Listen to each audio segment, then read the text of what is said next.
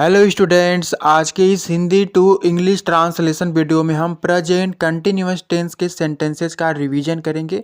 तो चलिए एक बार हम इसे पहचान क्या होती है इसे समझ लेते हैं। तो वाक्य के अंत में क्रिया के साथ रहा है, रही है, रहे हैं या रहा हूँ आए, ऐसे सेंटेंस होते हैं प्रेजेंट कंटिन्यूअस टेंस का। तो चलिए हम कुछ एग्जाम्पल को देखते हैं। जैसे कि देखिए पहला सेंटेंस है, वह लिख रहा है, अंत में रहा है आया है। तुम दौड़ रहे हो। मोहन सो रहा है या लड़के खेल रहे हैं। तो ये सेंटेंस क्या है? प्रेजेंट कंटिन्यूअस टेंस का है।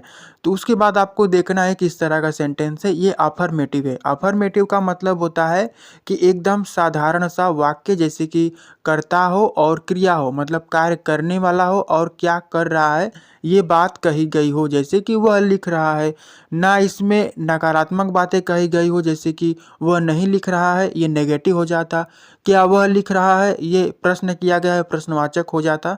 तो जब इस तरह का एकदम सिंपल सेंटेंस हो कि कर्ता हो और क्रिया हो, कार्य करने वाला हो और क्या कार्य कर रहा है ये बताया गया हो, तो ऐसे सेंटेंस होते हैं अफर्मेटिव। तो चलिए हम इसे इंग्लिश में ट्रांसलेट करते हैं। वह लिख रहा है। तो प्रेजेंट कंटिन्यूअस टेंस के अफर्मेटिव में पहले रहता है सब्जेक्ट। सब्जेक्ट का मतलब क्या होता है? कर्ता। इसमें कर्ता क्या है? जो कार्य कर रहा है। कौन कार्य कर रहा है? वह की इंग्लिश क्या है? ही। यहाँ पे वह की इंग्लिश ही। उसके बाद क्या रहता है? इज, एम, आर में से कोई एक हेल्पिंग वर्ब। तो यहाँ पे क्या रहेगा? इज। क्यों रहेगा? क्योंकि जब सब्जेक्ट थर्ड पर्सन का सिंगुलर हो तो उसमें इज लगता है। इज ही के साथ हमेशा इज लगता है। उसके बाद आपको लिखना है वर्ब। वर्ब यानी कि क्रिया क्या है? इसमें लिख रहा है। लिखना की इंग्लिश राइट। और राइट का यानी कि वर्ब में आईएनजी लगाना है, यानी कि राइट के साथ आईएनजी लगाना है, राइटिंग। बस हमारा सेंटेंस हो गया ट्रांसलेट। वह लिख रहा है, इसकी इंग्लिश है he is writing. He is writing. एक बार फिर से समझते हैं। वह की इंग्लिश ही और लिखना की इंग्लिश राइट। तो ही इज राइटिंग, वह लिख रहा है, ही इज राइटिंग। नेक्स्ट है तुम दौड़ रहे हो। तो देखिए तुमको इंग्लिश में कहते हैं यू, और यू के साथ लगता है आर। यू आर, उसके बाद दौड़ रहे हो। दौड़ना की इंग्लिश क्या होती है? रन। रन में आईएनजी लगाएंगे, रन का आईएनजी फॉर्म होता है running. You are running.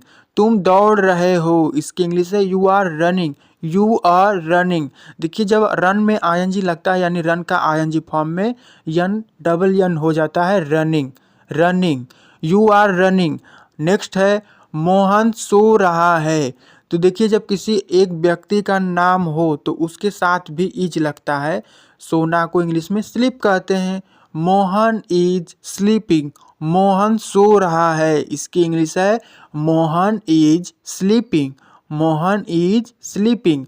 Next है लड़के खेल रहे हैं। लड़के खेल रहे हैं। देखिए यहाँ पे सब्जेक्ट है लड़के। लड़का की इंग्लिश होती है बॉय। यहाँ पे लड़के हैं यानी बहुवचन में है, प्लूरल है, मतलब एक से ज़्यादा लड़के हैं। तो लड़के हैं मतलब एक लड़के की बात नहीं है। तो बॉय के साथ यस लगाना है, बॉयज। लेकिन पहले द लगाना है। द लगाने से ये हो जाता है कि खास, निश्चित या पूर्व परिचित लड़के की बात हो रही है, या फिर इशारा करके कुछ लड़कों को बताया जा रहा है। क्योंकि पूरी दुनिया भर के लड़के तो एक साथ नहीं खेल रहे हैं ना। जो जिस लड़के के बारे में सेंटेंस में बात कही गई है सिर्फ उन लड़कों के बारे में सेंटेंस है। तो लड़के खेल रहे हैं, इसे पहचान करने के लिए आपको पहले द कहना है, द बॉयज। तो अब देखिए यहाँ पे प्लूरल है, बहुत सारे लड़के हैं, तो इसलिए यहाँ पे लगेगा आर। उसके बाद वर्ब है। वर्ब यानी क्रिया क्या है? खेल रहे हैं। खेलना की इंग्लिश प्ले। प्ले में ING, playing. The boys are playing. लड़के खेल रहे हैं, इसकी इंग्लिश क्या है? The boys are playing. The boys are playing. या फिर यदि यह सेंटेंस होता लड़के क्रिकेट खेल रहे हैं, the boys are playing cricket.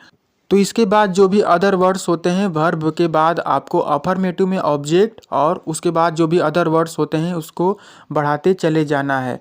Main चीज़ है सब्जेक्ट और हेल्पिंग वर्ब, फिर वर्ब। तो आपको इतना ध्यान देना है, स्ट्रक्चर में पहले सब्जेक्ट रहता है, उसके बाद सब्जेक्ट के अनुसार ईजेमार रहता है, फिर वर्ब रहता है यानी क्रिया की इंग्लिश, और उसमें आईएनजी लगाते हैं, आईएनजी। उसके बाद ऑब्जेक्ट रहता है, फिर जो भी अदर वर्ड्स होते हैं वो रहता है। और अब एक सेंटेंस आपके लिए है, आपको ट्रांसलेट करना है। सेंटेंस है मैं जा रहा हूँ।